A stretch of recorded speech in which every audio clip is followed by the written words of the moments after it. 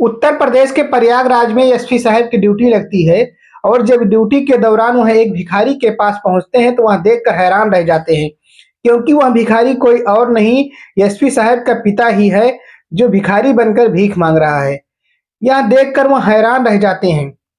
घटना की शुरुआत होती है उत्तर प्रदेश के गाजीपुर जिले से, जहां पर एक निहाल प्रजापति और उनका 10 साल का बेटा रहता था। वह बहुत ही गरीब थे और रोजगार भी उनके पास कोई नहीं था। लेकिन उनकी सबसे बड़ी जो कमजोरी थी वह नशे के बहुत आदी थे। उनको हर कीमत पे नशा सवार था। नशे में इतना चूर थे कि उसी नशे में ना तो वो कमाने में ध्यान रखते थे और ना ही अपने परिवार का देखभाल करते थे। उनका जो 10 साल का लड़का था वह जो है इधर-उधर से मेहनत मजदूरी करके कुछ लेकर के आता था, उसी में जो है परिवार का काम चलता था। अब आप अनुमान लगा सकते हैं कि 10 साल का लड़का क्या कमा रहा था और क्या परिवार चला रहा था। क्योंकि उनका जो पिता था, राहुल का जो पिता था, वह कमाने में बिल्कुल भी रुचि नहीं रखता था, वह पूरे दिन नशे में धुत रहता था। इधर जो राहुल की माता थी वह एक गंभीर बीमारी से परेशान थी और कुछ ही दिनों बाद उनकी मृत्यु हो गई। उनकी मृत्यु के बाद अब परिवार में सिर्फ जो है निहाल प्रजापति और राहुल, यानी बाप और बेटे 2 ही लोग बचे। इसके बाद में अब निहाल और भी नशा करने लगा, क्योंकि पहले तो वह नशा करता था, अब और ज़्यादा भी करने लगा। राहुल को मारता-पीटता भी था और एक दिन की बात है वह बहुत ज़्यादा नशे में था। राहुल को बहुत उसने पीटा, बिना फालतू का उसको पीट दिया और उसके बाद में उसे घर से भगा दिया। राहुल रोते-रोते घर से भाग गया। अभी उसकी उम्र ही क्या थी, अभी खेलने-कूदने की उम्र थी और इस उम्र में उसको उसके पिता कमाने के लिए बोल रहे थे।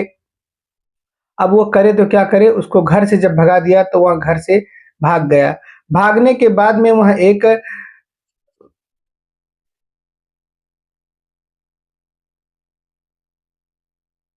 भागने के बाद वह एक अनाथालय में आकर रहने लगा। यहाँ पर आकर रहने लगा और उसने अपने परिवार के बारे में कुछ नहीं बताया और बताया कि उसके परिवार में कोई नहीं है और यहाँ पर आकर वह रहने लगा। धीरे-धीरे वह बड़ा होता गया और अनाथालय में ही उसे पढ़ाई का मौका भी मिल जाता था। राहुल जो है पढ़ने में काफ़ी अच्छा था, बहुत ही ठीक था। वह पढ़ना चाहता था, वह जो है अच्छे से मन लगाकर पढ़ता भी था। धीरे-धीरे वह और बड़ा हुआ, वह 10वीं का क्लास में था, उसके बाद में वहाँ से फिर वह 12वीं में पहुँचा और 12वीं में भी अच्छे नंबर से पास हुआ। इसके बाद में उसने बीए किया, बीए में भी वह अच्छे मार्क्स से पास हुआ और वह जो है जिस तरीके से मेहनत कर रहा था, अनाथालय में जितने भी बच्चे और भी थे, उन सबसे अच्छा था वहाँ पढ़ने-लिखने में और वहाँ के जो गार्जियन लोग थे, वह उसको पढ़ने में और मदद भी करते थे क्योंकि वह पढ़ना भी चाहता था। इसके बाद उसने जो है एक फॉर्म भरा जिसमें जो है वहाँ एक दरोगा बन गया। दरोगा तो वहाँ बन गया, उसके अनाथालय में और भी जितने भी लोग थे उनको सबको बहुत खुशी हुई, लेकिन राहुल को ज़रा से भी खुशी नहीं हुई, क्योंकि वह एक बड़ा अधिकारी बनना चाहता था, इसलिए उसे दरोगा रास नहीं आ रहा था। धीरे-धीरे उसने जो है अपनी मेहनत जारी रखा और ड्यूटी से जितना भी टाइम बचता था वह पढ़ने में ही मन लगाता था। इसके बाद में वह जो है यूपीएससी की तैयारी शुरू कर दी। कठिन परिश्रम और मेहनत के बावजूद भी उसका पहला अटेम्प्ट नहीं निकला। इसके बाद में उसने हौसला रखा, हिम्मत नहीं हारी और अपनी प्रिपरेशन जारी रखा। इसी के दौरान वह 2 बार और जो है अटेम्प्ट दिया, लेकिन दोनों बार फेल हो गया। अब वह और भी ज़्यादा परेशान हो गया। फिलहाल उसके पास नौकरी तो थी, लेकिन वह उसका जो लक्ष्य था, उस लक्ष्य तक वहाँ पहुँचना चाहता था। इसके बाद में उसने जो है अपने ड्यूटी से कुछ दिनों के लिए छुट्टी ले लिया। जब उसका चौथी बार अटेम्प्ट देने का नंबर आया, तो वह अपने ड्यूटी से कुछ दिन की छुट्टी लेता है और छुट्टी लेने के बाद में जो है, वह अपने तैयारी को और बेहतर करता है। इसी बीच उसकी मुलाकात एक टीचर से हो जाती है, जो कि बहुत अच्छी थी। वह जो है उसे सही मार्गदर्शन दिखाती हैं कि किस तरीके से पढ़ना चाहिए, किस तरीके से तुम्हें यूपीएससी की तैयारी करना चाहिए। इन सारे बातों के जानकारी उसे देती हैं। वह उस जानकारी को इकट्ठा करने के बाद में और भी मन लगा के वह तैयारी करता है और जब वह 5वीं बार अटेम्प्ट देता है, तो इस बार वह जो है निकल जाता है। उसका प्री और मेंस दोनों निकल जाता है। अब इंटरव्यू का नंबर आता है, इंटरव्यू में भी उसने जो है अच्छे से तैयारी की थी और इंटरव्यू भी उसका निकल जाता है, यानी कि वह जो है आईपीएस बन जाता है। अब उसकी जो है ट्रेनिंग होती है, कुछ दिन ट्रेनिंग होने के बाद में वह जो है उसको एक जिला मिल जाता है जहाँ पे वह ड्यूटी करने लगता है। अब वह जो है आईपीएस बन गया था, यानी एसपी वह बन गया था। उसे अब ज़्यादा खुशी हो रही थी। इसके बाद में वह एक दिन जो है अपने गाँव अपने गाँव गाजीपुर पहुँचता है और अपने पिताजी को पता लगाने की कोशिश करता है कि आखिर उसके पिताजी हैं या नहीं हैं, कहाँ हैं। जब वहाँ पहुँचता है वहाँ पे तो सबसे पूछता है कि हमारे पिताजी यहाँ पे थे, कहाँ गए? आप लोग जानते हैं क्या? तो आस-पड़ोस के लोगों ने बताया कि जो है उनकी पत्नी का देहांत हो गया और उसके बाद में उनका एक लड़का था वहाँ भी वो चला गया और नशे की हालत उनकी और ज़्यादा खराब कर दी। यानी कि वो और ज़्यादा नशा करने लगे। इसी कारण से वह कुछ दिनों पहले ही कहीं चली गई। अब यह मन मार के राहुल चला आता है क्योंकि उसकी पिता से मुलाकात भी नहीं होती है। इतने दिनों बाद वह गया था, सोचा था हो सकता है पिताजी से मुलाकात हो जाए और नहीं मुलाकात हो पाई।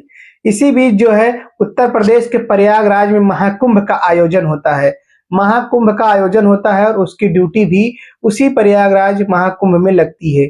वहाँ पे लगती है और उसके बाद में उसके ऊपर के जो अधिकारी हैं उनको सूचना देते हैं, कहते हैं कि यहाँ पे कुछ आदमी ऐसे हैं जो साधु के भेष में लोगों के साथ गलत व्यवहार करते हैं और जो है कुछ गलत काम भी करते हैं।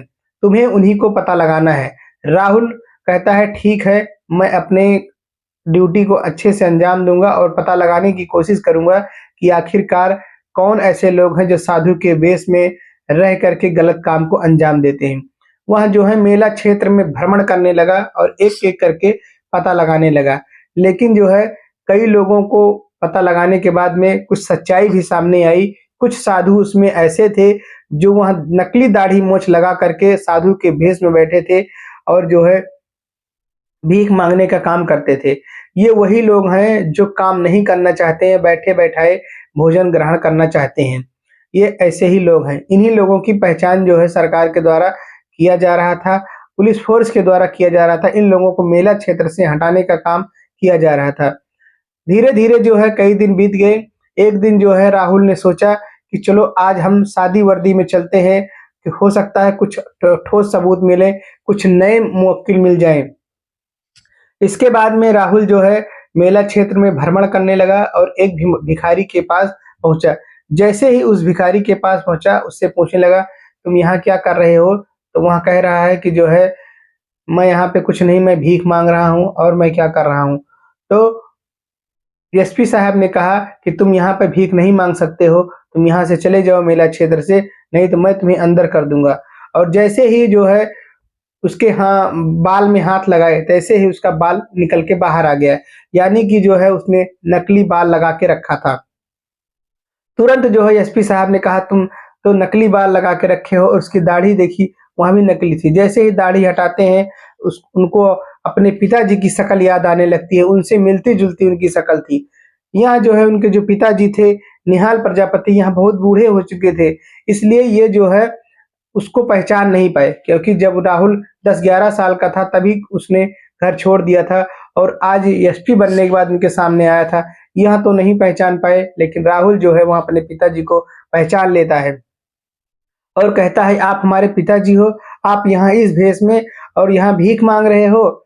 वह जो बुजुर्ग था यानी निहाल प्रजापति वहाँ सोचने लगते हैं कि आखिर यह कौन है जो मुझे अपना पिताजी कह रहा है।